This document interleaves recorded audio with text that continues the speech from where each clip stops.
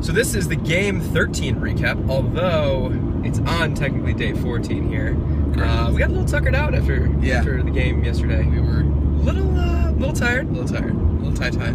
Yeah. The game itself was a little bit demanding. I would argue.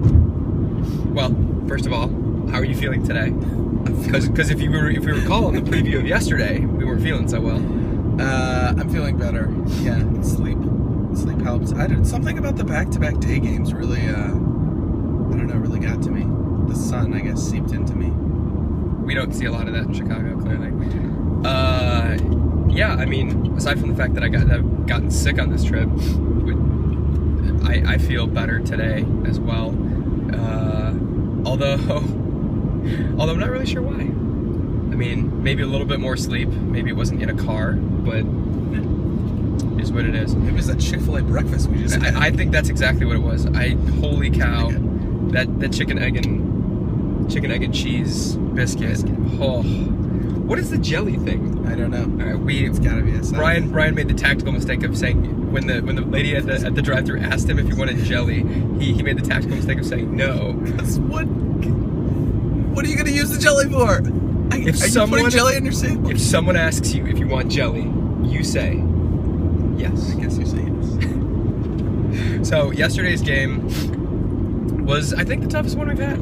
I think it was the toughest game we've had to make it through. Yeah. It's game number 13. We had an hour rain delay, so we thought, of course, with the way that the forecast looked, with these storms kind of popping up out of nowhere, of course, game 13 would be the unlucky game that we'd get rained on. And we were delayed by about an hour to start the game again, just like Coors. And again, just like Coors, the game started after an hour and was beautiful. Like, the sky completely opened up after that, which, unlike Coors, which was seasonably, which was nice. It was in the 70s or 80s maybe.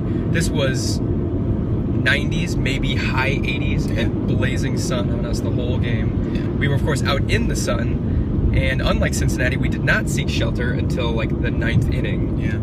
And we only sought shelter then because we realized this game is going into extras. We faced not only a rain delay yesterday, but an extra inning game and a sun-scorched game. Yep. I think it was easily the hardest one we've had to make it through. And we already talked about the fact that you were maybe a little bit, it was a little bit tougher to make it through yesterday, or you were a little on the downside to start yesterday. Yeah, I think you're right. It was definitely an interesting event. The stadium, Turner Field. Yeah, well, I think the conversation we were having most of the day yesterday was Turner Field, not like great, but not bad. No. Not really worthy of being demolished. And I don't really think that they need a new stadium yet. The game that we were playing yesterday was the would you rather have Turner Field or your stadium. So, for example, we've only seen 12 others. Yes. So we've only been able to play accurately. Well, I mean, I guess we have seen a few others too, but since we're not using has accuracy stopped us from playing the game. Since we're not only that, but since we haven't seen these other stadiums yet, we are leaving that out. So only out of these 12 stadiums that we've seen, so 13 being Turner, would you rather any of those 12 stadiums or Turner? And I think, at least on my side, at least 3 other stadiums, I would rather have Turner Field. Yeah. I agree. And I did think it was funny, some of our Twitter following also agreed, and specifically a few folks in Oakland were like, why can't you just pick up the stadium and move it to Oakland? We'll take it. Fly it to Oakland. They do have Sky Field, so we thought to ourselves, why couldn't they just... Could they bring Sky Field over there? It's already in the sky, right? Sky Field, not the greatest fan engagement piece of structure, but it was sponsored by Coke, and we had a giant Coke bottle up there, which had 2 functions. One, other than being a giant Coke bottle? Yeah. Okay. So 3 functions, you're right.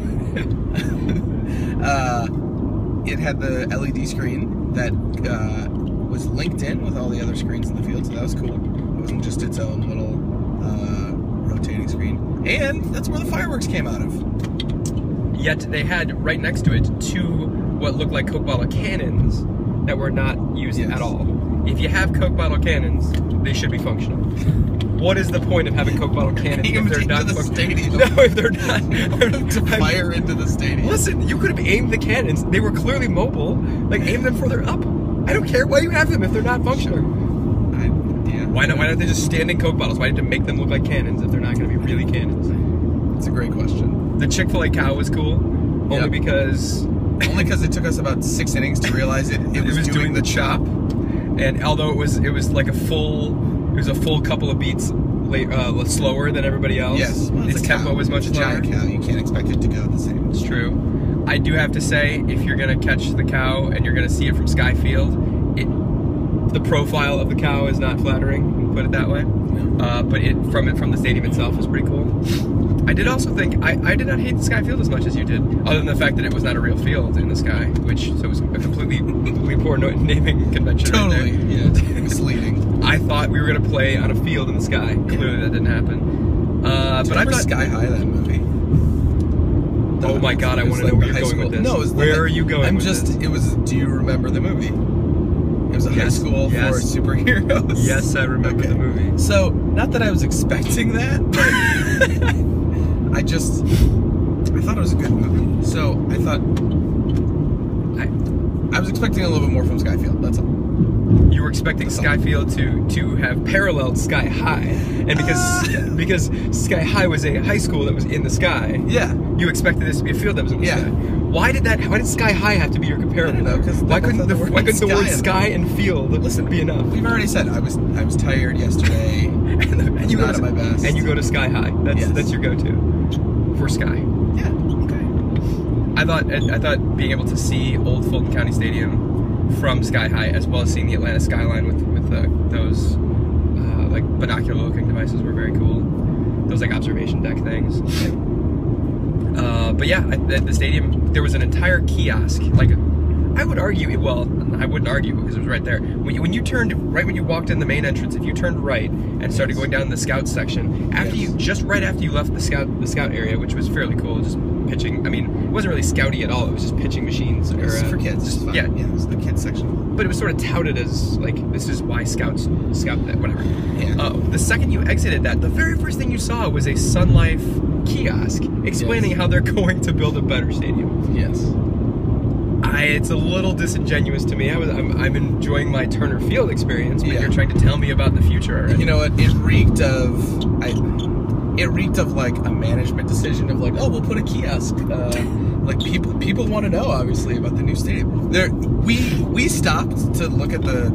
I took a picture of every single one of the screenshots that came up through the slideshow, which was only 6 slides. Most people stared daggers at that kiosk. Yes. And if they could have spit on the ground as they were walking by, they might have. And they would have. Yeah. And to be perfectly honest with you, Brian and I are not architects. Brian and I have no money to build a stadium, but we've seen 13 of them so far. What I saw in those blueprints, what I saw in the design theory of the stadium, why? I mean, it's not going to be great. Yeah.